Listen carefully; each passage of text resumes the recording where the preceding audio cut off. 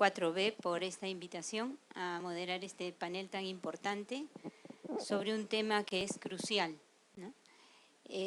Hemos estado viendo en América Latina la privatización de los recursos naturales, especialmente del agua, ¿no?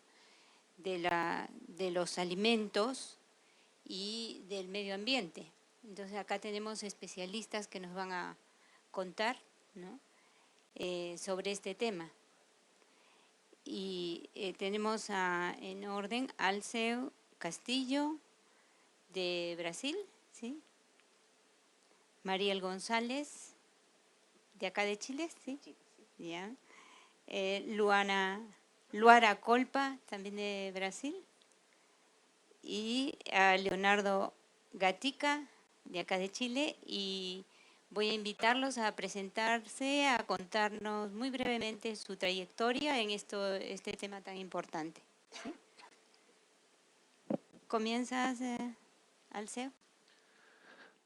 Buenos dias. Bom, eu sou brasileiro de São Paulo e jornalista, coordeno um observatório sobre agronegócio no Brasil que se chama De Olho nos Ruralistas.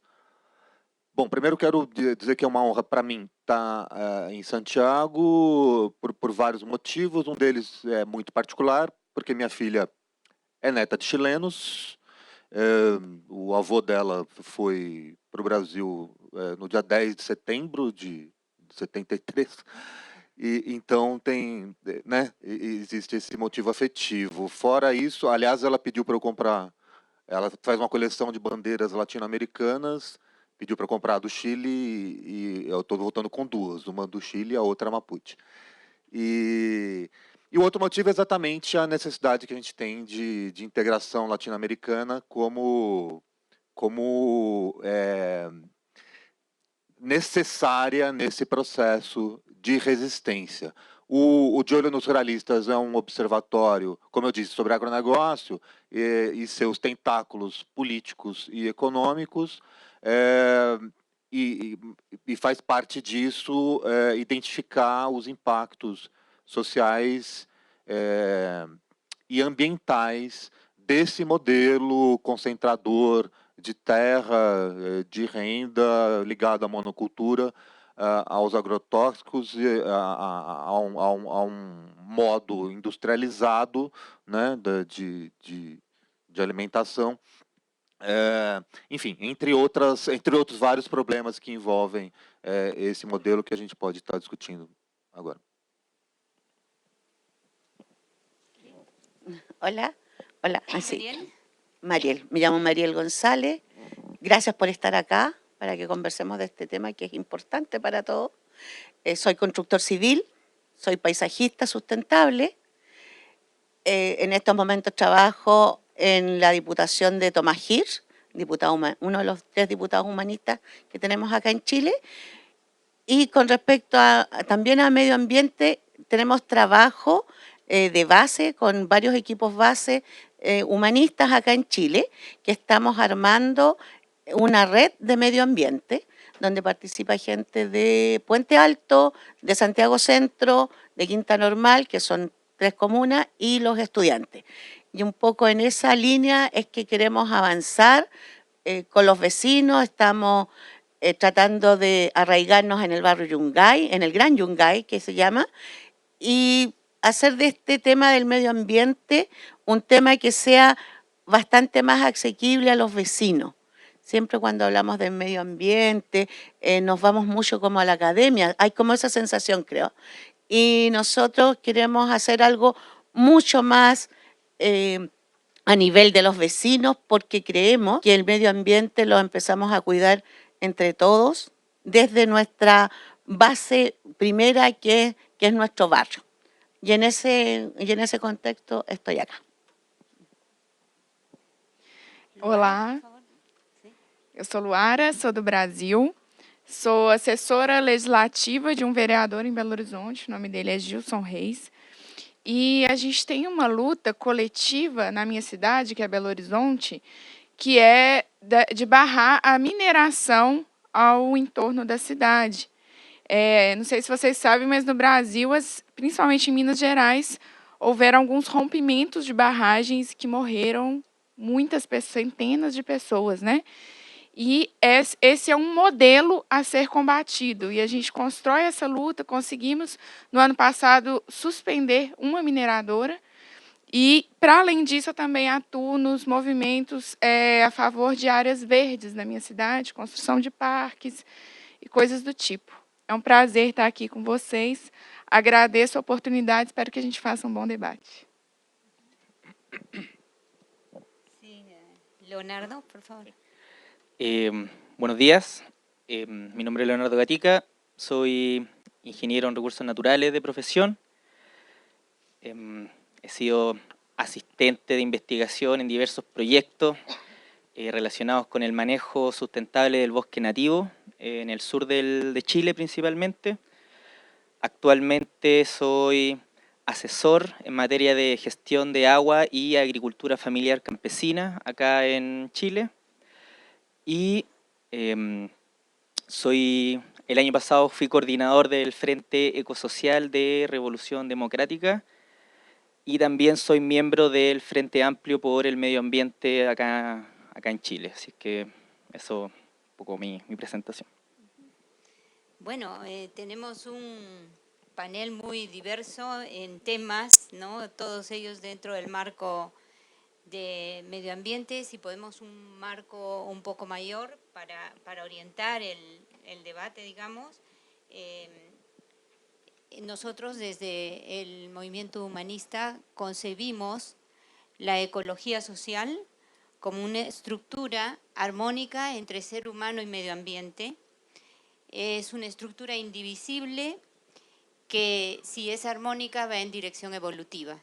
Y en ese marco, ¿no? O sea, podemos comentar este tema de la desprivatización de los recursos naturales, del medio ambiente, de los alimentos y del agua, que es tan importante, ¿no? Y que involucra a todos. Desde ahí me podrían decir cómo actuar desde el trabajo que vienen haciendo cada uno ante la situación que vivimos de una crisis ambiental global, ¿no? Cuyo punto más alto, como le decimos, el punto del iceberg más alto es la crisis del cambio climático, pero vemos que muchas cosas más están involucradas desde la experiencia que ustedes traen. ¿Cómo hacer? Cuando vemos que la naturaleza está siendo usada para fines privados y que queremos construir una relación armónica entre ser humano y medio ambiente. ¿Sí? ¿Puedes comenzar al seu?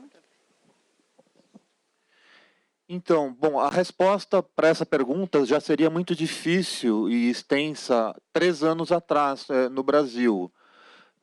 O problema é que agora a gente está vivendo um momento de absoluta exceção. Há 3 anos exatamente fomos golpeados, o Brasil sofreu o golpe que derrubou a presidente Dilma Rousseff. A situação para o ambiente já era terrível, os próprios governos petistas não eram exatamente governos positivos para os povos do campo, para o ambiente, mas ainda havia algumas salvaguardas, alguns avanços. Agora, com o governo Temer já houve várias implosões, várias violências contra os povos do campo, retirada de direitos elementares, e agora com o governo Bolsonaro nem se fala. A gente vive uma espécie de apocalipse no que se refere a esses direitos.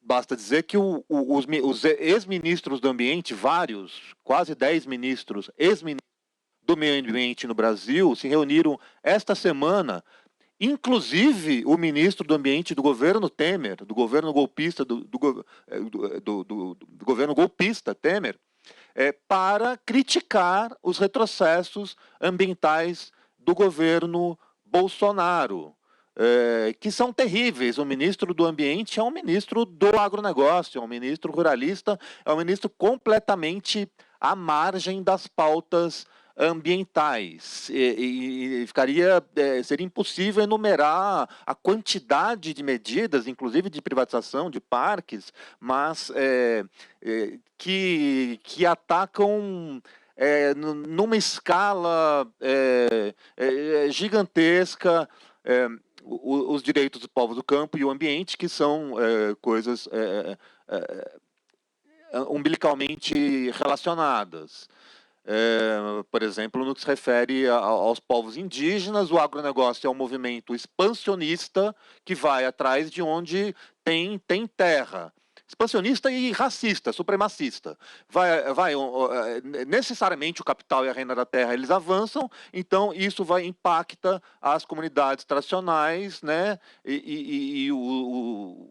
as reservas, as unidades de conservação. Povos tradicionais, camponeses, indígenas, quilombolas, não sei como se diz aqui, quilombolas, cimarrones, não sei, enfim, e os descendentes de escravos, né? E, bom, então, respondendo, diante de tudo isso, a gente teria algumas respostas e dúvidas há 3 anos, e agora a gente tem que falar em discutir quais as possibilidades no Brasil de resistência emergencial a um atropelamento que está sendo executado hoje por gente particularmente violenta. A gente está diante no Brasil, já que eu falei em apocalipse, né, de verdadeiros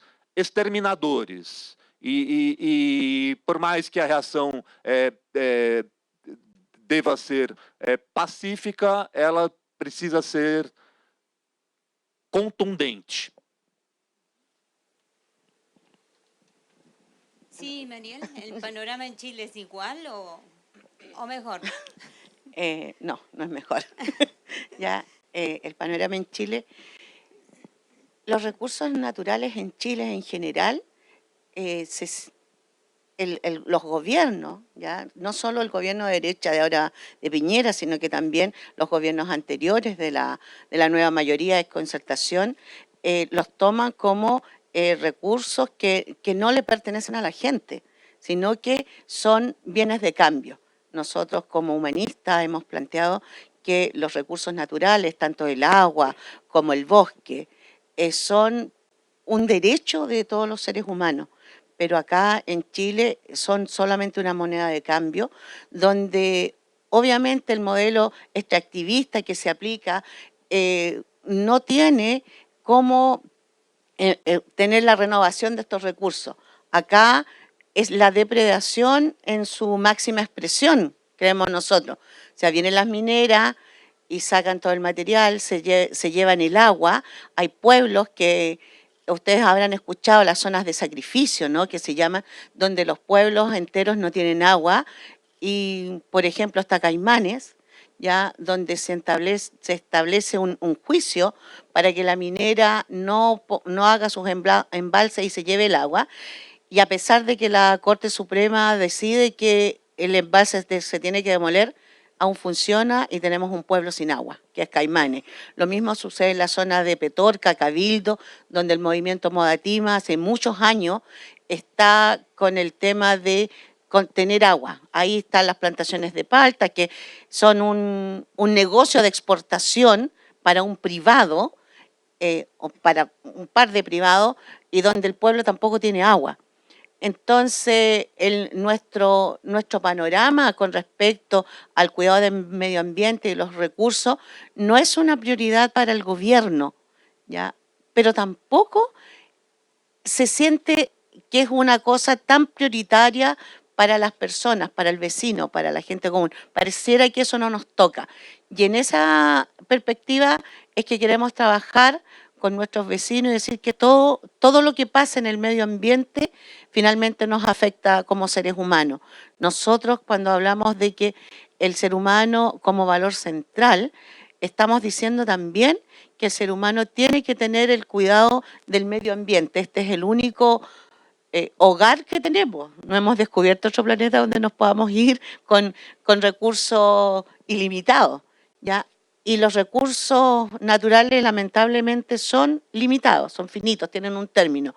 El agua es irrecuperable, los bosques son irrecuperables, y cuando hablamos de bosque, hablamos justamente donde hay especies nativas. Los otros son plantaciones, no existe bosque nativo, existe bosque y plantaciones. Eso es un detalle que tenemos los paisajistas para definir. Porque en el bosque se da este tema de la biodiversidad, donde no solo hay una especie, sino que varias especies y se van ayudando a la sobrevivencia. Y eso es lo que no tenemos. Se queman hectáreas de bosque sin saber cómo. En el Gualmapu se le echa la culpa a los hermanos mapuche y no sabemos si es cierto, y finalmente tenemos que esas hectáreas de bosque que se han quemado sirven para tener un subsidio para las grandes empresas, para que cambien en algunas ocasiones el uso suelo o para que empiecen a hacer plantaciones de pino insigne, que es una madera de exportación que está dada para la industria. Entonces no hay una conciencia, creemos, tan arraigada de parte de los ciudadanos, de los vecinos, sino que hay pequeños focos y que se dan donde están demasiado afectados, como Ventanas, que es un pueblo que está muy contaminado, o con los que ya hacía referencia con la escasez de agua.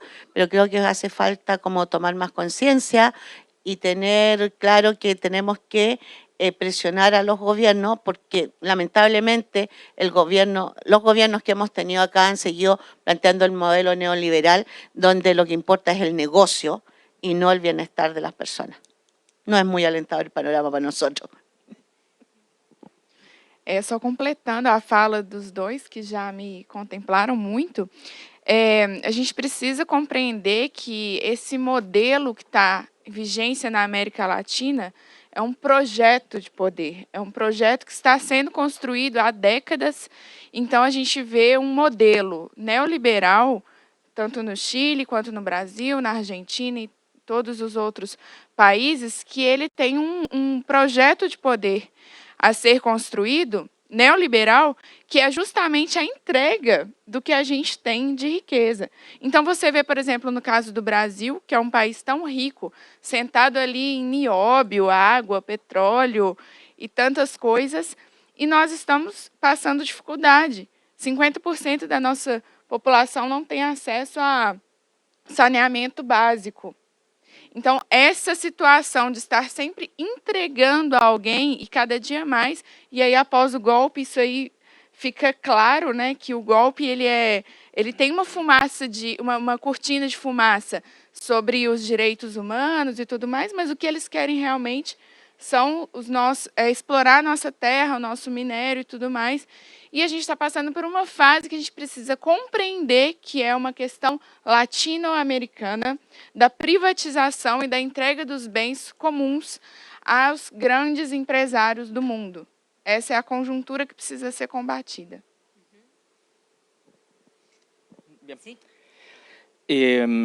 Bueno, la pregunta era cómo actuar, ¿no? Cómo actuar y frente a esta amenaza y en específico frente a esta amenaza de carácter global que es el cambio climático.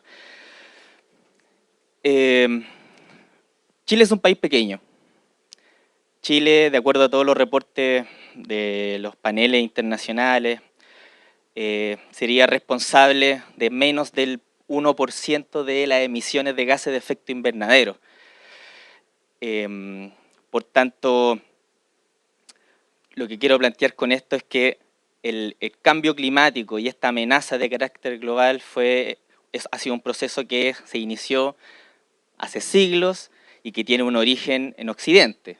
O sea, los responsables principales de esto están claros, están bien definidos. Sin embargo, yo vivo en Chile y debo pensar, bueno, ¿qué es lo que puedo hacer estando acá?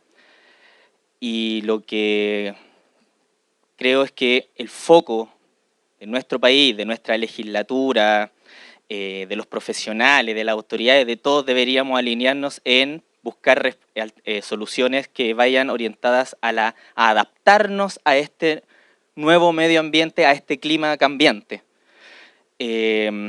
Porque Chile es un país extremadamente desigual, con mucha pobreza, y frente a los efectos del cambio climático, los que peor la van a pasar y los que peor la están pasando, como bien mencionaba Maritza,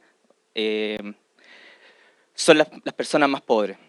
En ese sentido, yo cuando veo que el foco o el objetivo debiese ser cómo nos preparamos, cómo nos adaptamos a este nuevo escenario, ahí yo tengo que mirar, bueno, cuál es la realidad institucional y legal de nuestro país y de los recursos naturales, y me encuentro con un sistema privatizado, ¿no? En especial el tema el recurso natural del agua, que se privatiza en dictadura militar y no se ha desprivatizado después de casi 40 años de... casi 30 años de democracia. Entonces, cuando yo veo que este modelo privado de agua, ante este objetivo de adaptarnos al cambio climático, yo veo que este modelo privado de agua viene a dificultar esa adaptación.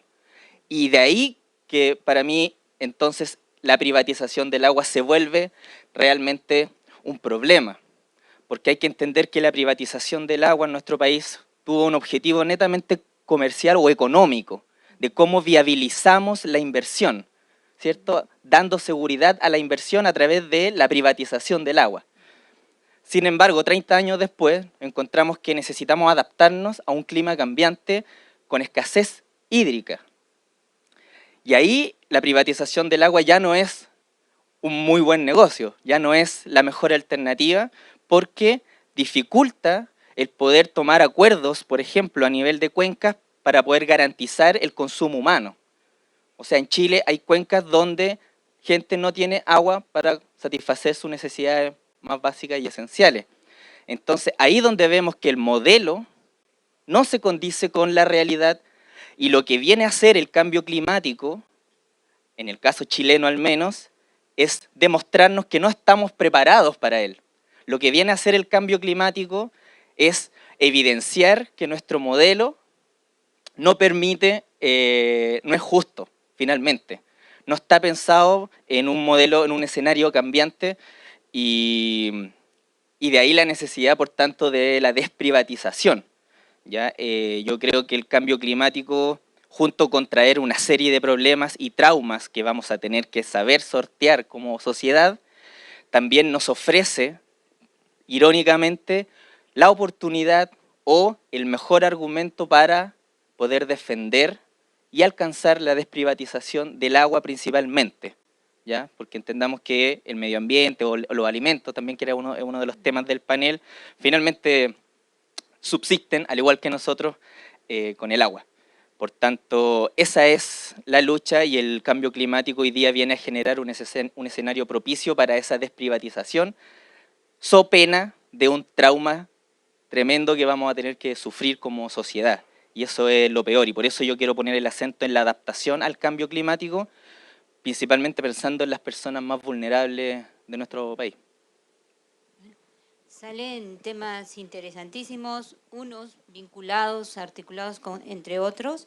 Entonces pasemos a la tercera pregunta, que sería, ¿cuáles creen ustedes que sería el papel de los movimientos sociales o desde lo que vienen haciendo para remontar esta situación, ¿no? Se ha hablado de que los bienes deberían ser bienes comunes, que lo que deberíamos apuntar es una desprivatización del agua, que habría que recoger el derecho humano básico a un medio ambiente, ¿no?, saludable, a alimentos de calidad, ¿no?, podemos decir también, y que en el fondo es el modelo neoliberal basado en el medio ambiente como medio de cambio, como se ha dicho, ¿no?, y no como un bien común que está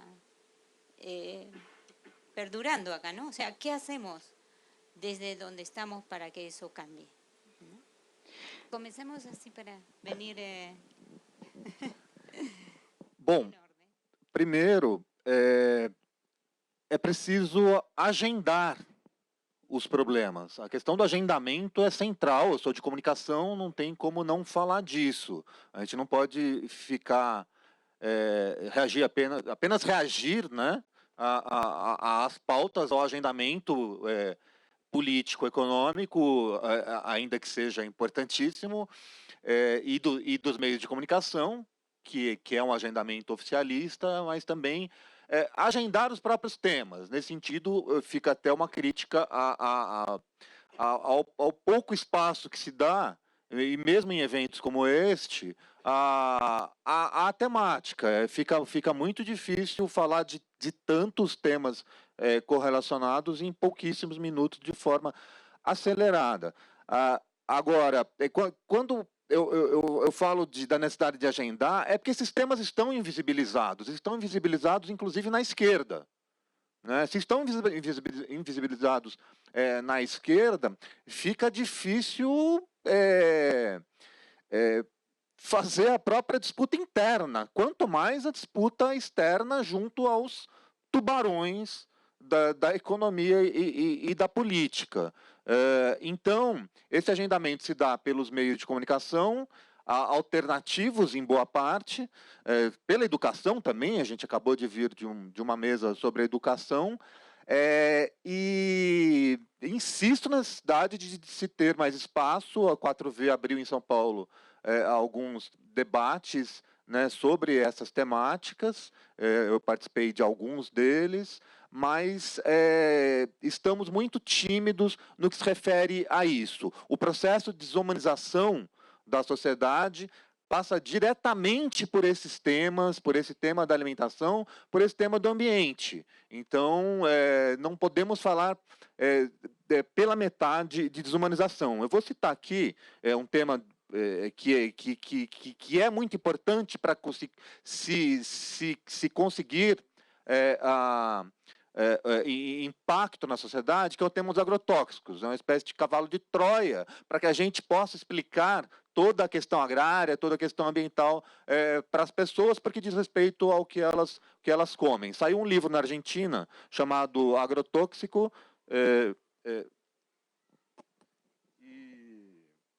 Argentina como laboratório a cielo aberto para el control de la alimentación mundial, de Patrício Eleisegui. Tem um dado muito interessante aqui, que eu separei, que é sobre quilogramas de herbicida por hectare utilizado em cada país. Em terceiro lugar, Brasil. Em segundo lugar, Argentina. Em primeiro lugar, Chile. Quilogramas por hectare. Enfim, então, em toda a América Latina, para não dizer em todo o Sul, né, em todo o hemisfério Sul, nós somos um depósito de agrotóxicos. Esses agrotóxicos vão para a alimentação, matam os trabalhadores antes disso, com inúmeras, diversas doenças embutidas, câncer, má formação de fetos, diabetes, etc, etc, etc. São dezenas de doenças. Isto é um extermínio, faz parte do que eu falava, que estamos diante de exterminadores. E eu estou citando especificamente esse assunto, como eu disse, porque agrotóxico é um dos grandes temas para que a gente agende essa problemática toda para uma sociedade que ainda ignora solenemente esses problemas.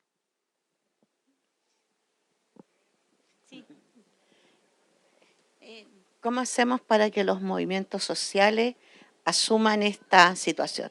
Esa es como la gran pregunta, ¿no? Sí, y que considerando nuestra participación ahí, porque siempre hay una cosa que uno puede hacer desde donde está, ¿no? Pero también articulado a otros, ¿sí? Esa palabra que acabas de decir es muy importante, articularse con el otro. Los problemas que pasan en Caimanes, que pasan en Cabildo, que pasan en el Alto Maipo, no son independientes. Aquí todos somos afectados por la misma situación, en que un día nos vamos a quedar sin agua. y considerando el agua, ya que es uno de los temas, como un derecho. Para nosotros, el agua, como el medio ambiente, como vivir en un medio ambiente sano, al igual que la educación, que la salud, son derechos humanos. No son bienes transables en el mercado, como es lo que ha planteado este sistema neoliberal. No es posible que en Chile tengamos un código de agua donde separa el derecho del agua de la tierra. Entonces hay personas que han comprado los derechos de agua de muchas zonas. El caso de Francisco Javier Errázuriz, no sé si ustedes lo han comentado, fue un ex candidato a la presidencia. Él compró los derechos de agua de la zona de Pichilemu.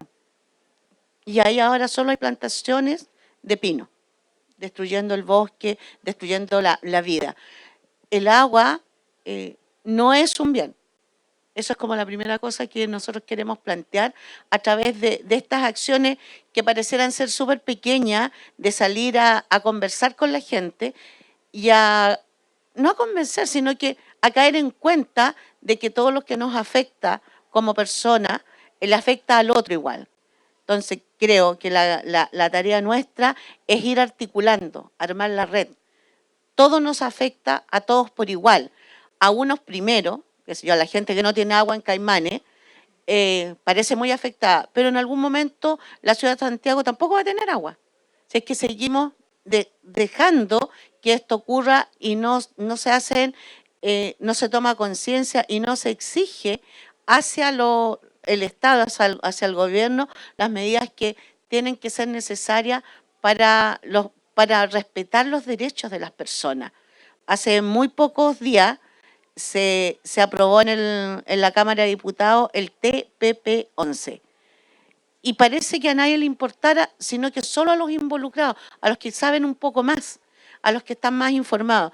Yo creo que la misión de los movimientos es justamente eso, la difusión, la información.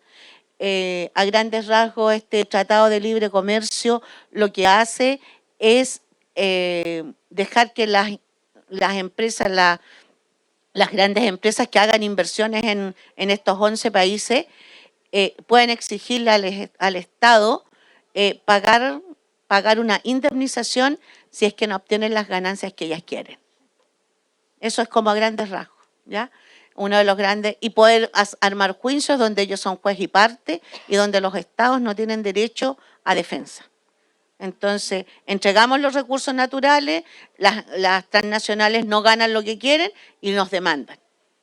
O sea, eso no es posible, eso solo se da en este sistema neoliberal y que para allá vamos. Yo creo que hay que asumir que los derechos, el agua son de todos nosotros y enfrentar y empezar a trabajar. Hay muchos movimientos que se han partido, pero esto tiene que irse ligando unos con otros para que todos tengamos conciencia y todos tengamos derecho a vivir en un medio ambiente sano.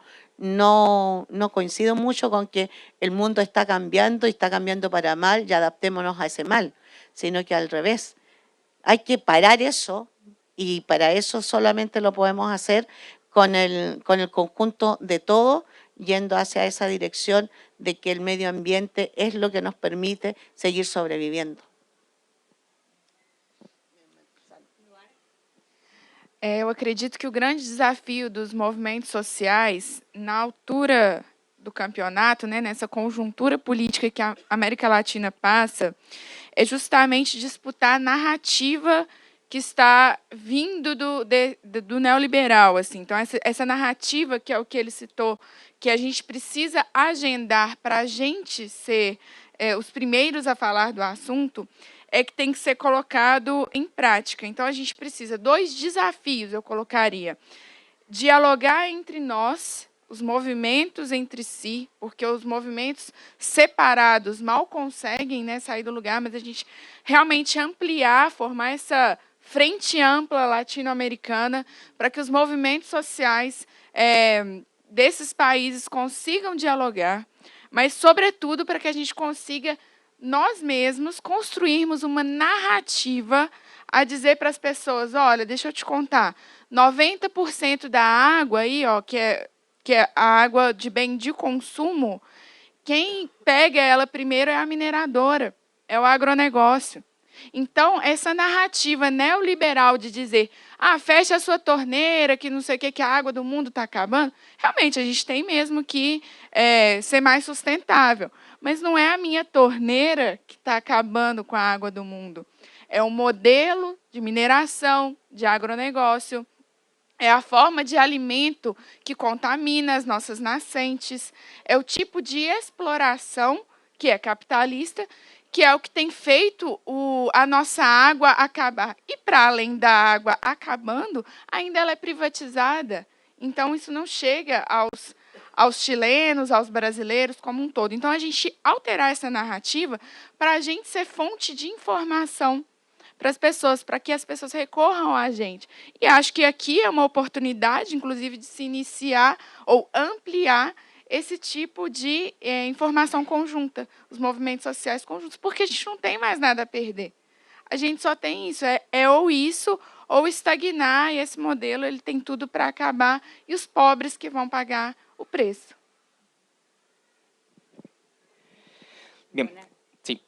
Cuanto a la pregunta, yo creo que hoy día tenemos una serie de herramientas que nos facilitan esta articulación, las redes sociales, medios de comunicación independientes, que de alguna manera permiten ir visibilizando ciertos temas que los medios de comunicación, digamos, más tradicionales, que son serviles a la autoridad y a los poderes económicos y políticos, no evidencian, ¿ya? Entonces, lo primero que tenemos que empezar a utilizar esas herramientas de mejor manera.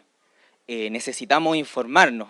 Como bien decía la compañera, pareciera que a nadie le importara y dan el clavo, solo le importa a los que estamos informados. Y es efectivamente porque la mayoría de la gente no está informada. O sea, necesitamos empezar a informar y necesitamos empezar a educar, y de ahí la importancia de lo que se hablaba en el panel anterior. Me habría gustado más que la pregunta de cómo una educación que libera al ser humano, cómo una educación que permita proteger el medio ambiente del cual el ser humano es parte. Creo que para allá tenemos que avanzar en cómo logramos formar seres humanos más conscientes de su interdependencia con el medio ambiente. Por otro lado, yo creo que nosotros estamos hoy día en el cambio de la marea. O sea, nosotros, cuando digo nosotros me refiero a Chile, venimos saliendo de una época muy negra y donde estamos comenzando nuevamente a articularnos, ¿ya? Voy a dar un ejemplo. Una de las mayores movilizaciones que se han visto en el último tiempo en Chile fue la movilización de los estudiantes, el año 2011. Y lo que motivaba, y el lema de la movilización fue no al lucro en la educación. El problema era el lucro. Y lo que motivaba a uno a salir a marchar era ver a tus compañeros que estaban endeudados. Muy endeudados por estudiar. Yo estoy súper endeudado por haber estudiado en la universidad. Y eso era lo que motivaba. Entonces, como que sin ser conscientes, somos más bien consumidores que ciudadanos. Y hoy día estamos como desconociendo incluso nuestra propia historia, nuestra propia cultura, para volver a construir ciudadanía.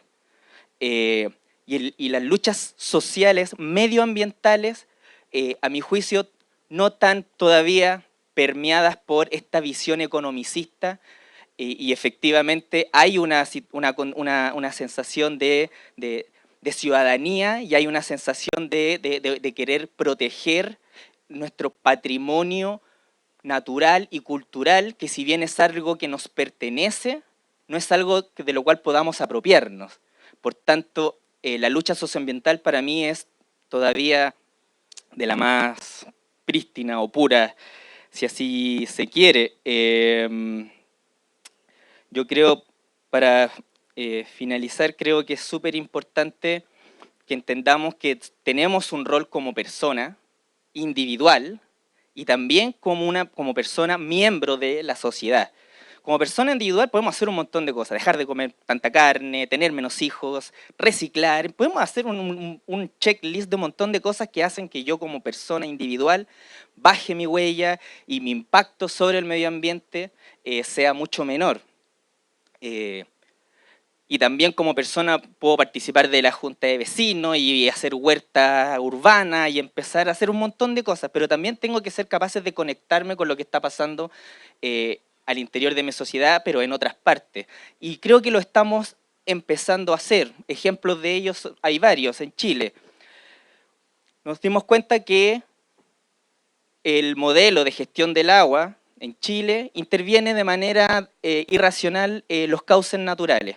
Y hoy día existe la Red por los Ríos Libres, que une gente, movimientos sociales, territoriales, de base, que están luchando por su río. Pero la lucha que dan por su río es la misma lucha que dan otras personas por su río en otras partes. Y existe esta red.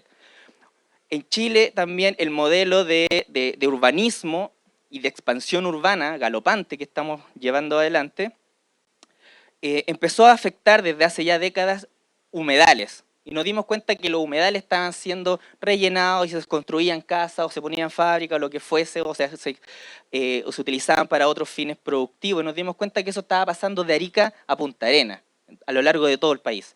Entonces hoy día existe la Red Nacional por los Humedales. ¿Por qué? Porque nos dimos cuenta que la misma lucha que están dando en una región se está dando en otras regiones por otras personas.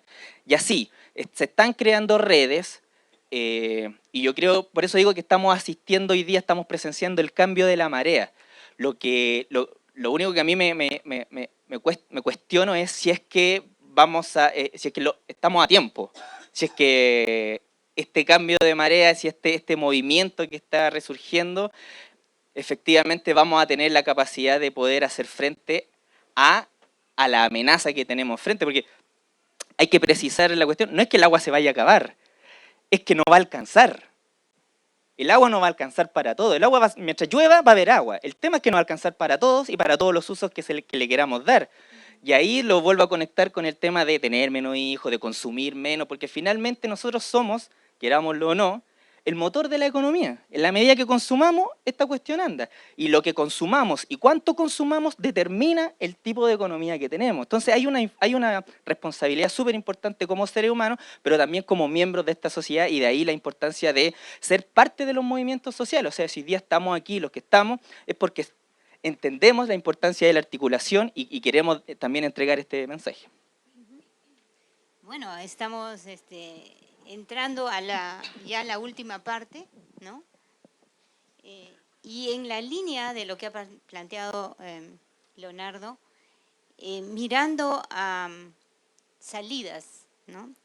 Salidas, viendo si nos colocamos, como ya se dijo también en el panel de educación, esto de la imagen que nos podamos poner a futuro, si vemos lo que queremos ser a futuro, ¿no?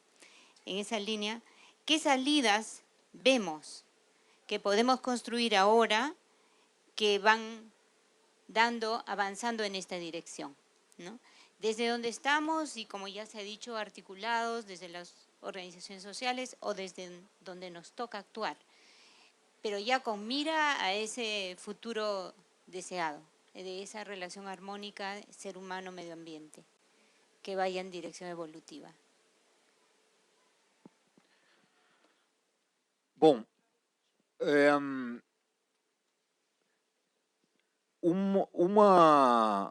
dos aspectos consiste na valorização dos povos do campo. Eu já falei aqui na invisibilidade deles, uma invisibilidade desproporcional ao protagonismo, ao seu protagonismo.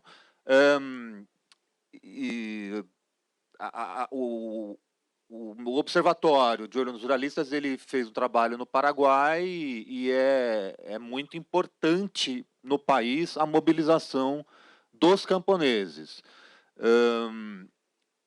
E no Brasil, em meio a esse governo fascista que a gente tem hoje, as primeiras mobilizações têm ocorrido com os povos do campo, particularmente com os indígenas. Não foram os estudantes, não foram professores, não foram sindicalistas que promoveram as primeiras manifestações no Brasil. Foram em peso em quase todas as capitais, são 27 capitais, né, estaduais, quase todas as capitais do Brasil, mobilizações indígenas, principalmente indígenas e camponesas. Então, em meio a esse curioso processo entre pessimismo e otimismo que a gente precisa ter, esse equilibrismo, o Ernesto Sábato, escritor argentino, definia o pessimista como uma espécie de otimista disfarçado.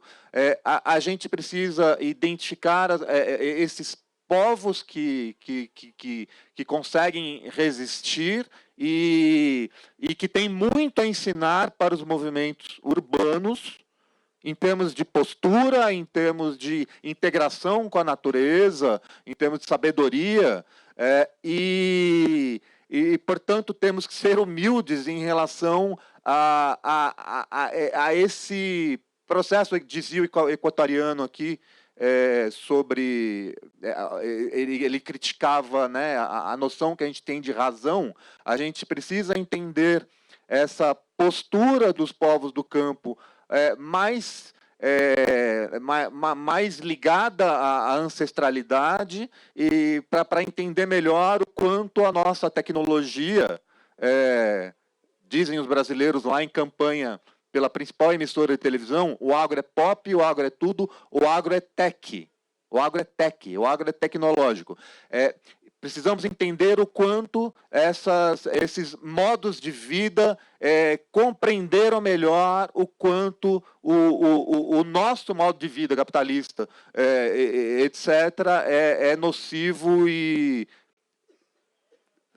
vou ser repetitivo, exterminador. Eu vou encerrar citando aqui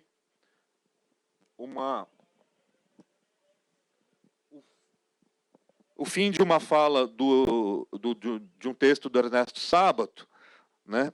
Eu sou fanático por Sábato, que o livro se chama Antes del Fim, que é uma espécie de livro testamento dele. Ele escreveu quase nonagenário. O Ernesto Sábato foi quem coordenou Tortura Nunca Mais na Argentina. Aliás, eu estive ontem no Londres 38, e que para quem não é do Chile, é um centro de memória específico sobre a tortura. Havia ali, né, nesse endereço da Rua Londres, havia um centro de tortura que funcionou entre 73 e 75, portanto, no início da ditadura Pinochet. E, enfim, então o Sábato coordenou... sim, e eu estava lá e diziam... tem uma frase que eu não vou lembrar exatamente, mas que dizia que, inclusive na maior sala, que é onde tinha, né, mais tortura, que os responsáveis, que a tortura também acontecia do lado de fora, né? Éramos todos os responsáveis, tanto no Chile como no Brasil, que tem um centro equivalente, no DOPS, em São Paulo, todos responsáveis pelo que está acontecendo. Eu transponho aquilo pelo que acontece hoje. Bom, o Sábato ele investigou a tortura na Argentina, foi depois da ditadura, e ele encerra este livro testamento dizendo que, falando de esperança, né, da nobreza dos homens que redimem a humanidade, e que através de sua morte nos entregam o valor supremo da vida, mostrando que o obstáculo não impede a história, nos recordam que o homem somente cabe na utopia. Solo quienes sean capaces de encarnar la utopía serán aptos para el combate decisivo, el de recuperar cuanto de humanidad hayamos perdido.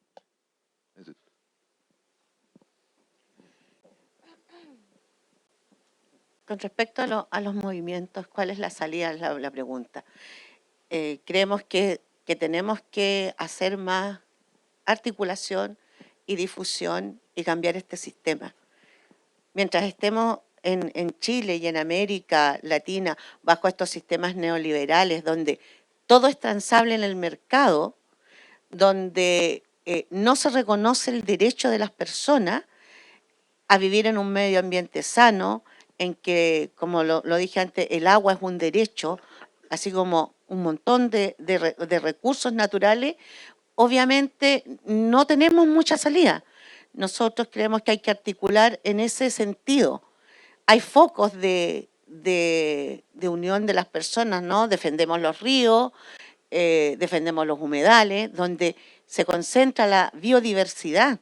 Ahí está, los humedales son considerados como el conjunto donde podemos encontrar toda la vida.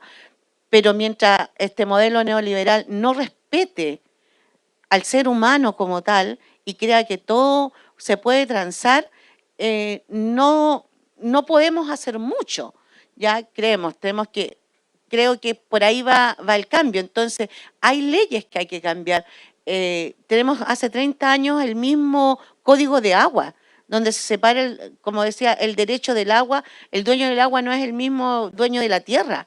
Entonces, hay una parte que tiene que pasar por el Parlamento, obviamente, donde se pueden cambiar leyes y avanzar en ese sentido del cambio de la legislación, del cambio de la Constitución en Chile.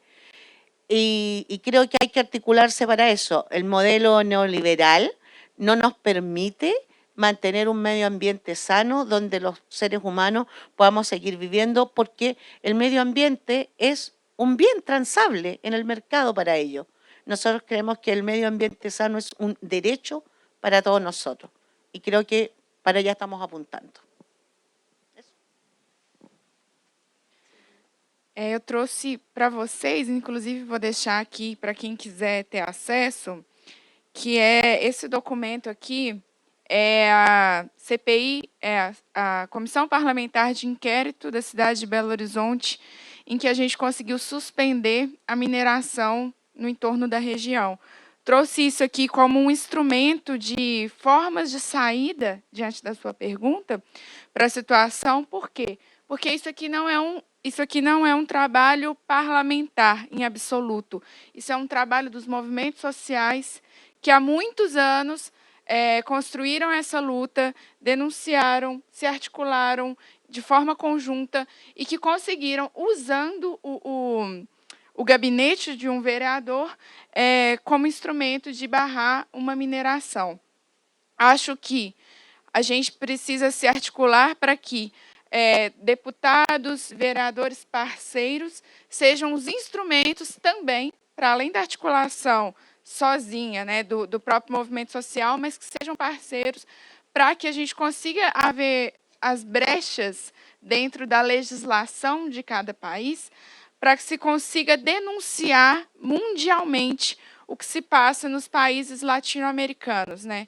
Então, instrumentos de reforma, instrumentos de denúncia são, sim, importantes e são paralelos à luta dos movimentos que têm a sua própria autonomia. Então, inclusive, deixo para vocês esse instrumento para que quem quiser usar como exemplo. É um exemplo da nossa luta, mas é um exemplo de dezenas de movimentos sociais que estão por trás da luta aí, usando o parlamentar. Acho que é uma das saídas, e dialogar com criatividade entre a gente, forjar as informações, né, ser os primeiros a dar informação, porque a narrativa é nossa, já que é a gente que sente, em primeiro plano, tudo isso que vem acontecendo na América Latina. Muchas gracias. Bueno, en cuanto a la hora de mirar al futuro, yo creo que la clave es la educación. No hay elemento o factor más importante que ese, si queremos hablar de futuro. Tenemos que formar ciudadanos más conscientes, mejor educados en los temas que hoy día realmente importan.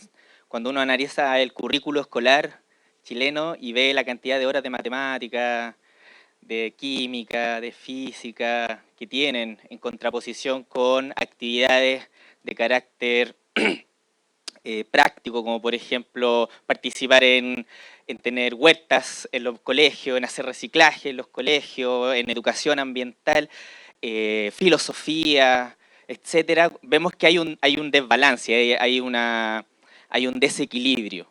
Finalmente lo que estamos formando son personas capaces de ejecutar tareas. Eso es lo que la educación, al menos en Chile, hace. Y tenemos que cambiar eso. Hay una frase muy buena que dice que la educación no es para aprender a hacer, sino para aprender a hacer. Y eso es lo que tenemos que digamos, impulsar desde la ciudadanía. De ahí la importancia, y por eso cada gobierno que aparece en Chile cada 4 años intenta hacer una reforma de la educación porque se entiende que ahí está el bastión del futuro, ¿ya? Eso en primer lugar. En Chile también existe un concepto o un término bien utilizado que es el de reconstrucción del tejido social, y lo ocupamos a cada rato. Y es cierto, nosotros venimos saliendo de un periodo en el cual participar podía significar la muerte, así de sencillo. Se persiguió y se hizo desaparecer a mucha gente solo por participar de un partido político, por participar en un meeting, por ir a un evento como este. Hoy día lo que nosotros podemos ver es que esa represión ha ido mutando, ha ido evolucionando, no ha desaparecido en ningún caso. Hoy día es cosa de ver la cantidad de muertes que hay en América Latina a los líderes socioambientales. En Chile ya solo en un par de años llevamos 3 o 4 líderes que han tratado de oponerse a una empresa hidroeléctrica o oponerse a algún proyecto y terminan siendo asesinados. Y lo mismo pasa en toda Latinoamérica. Entonces lo que nosotros podemos ver es que también si es que queremos que exista un futuro, tenemos que ser muy valientes. Y eso es lo que también tenemos que inculcar. O sea, necesitamos mucha valentía porque los poderes fácticos existen y siguen operando, como lo han hecho durante toda la historia. Entonces, tenemos que seguir reconstruyendo ese tejido social. Ya se han dado ejemplos de lo que está pasando. Este es un ejemplo, o sea, nosotros somos parte de ese proceso de reconstrucción, el que estemos aquí conversando, y aprovecho de desearles el mayor de los éxitos en el foro que viene el fin de semana. Y la reconstrucción del tejido social no es solo una instancia, no es un fin, ¿ya? Y eso es lo que quiero hacer ver, no es un fin. La reconstrucción del tejido social es un medio para lograr un fin, ¿ya? Es un medio que permita hacer frente a lo que denominamos en Chile la clase política. En Chile existe la clase política, o sea, gente que se dedica a esto, y son políticos profesionales, ¿ya?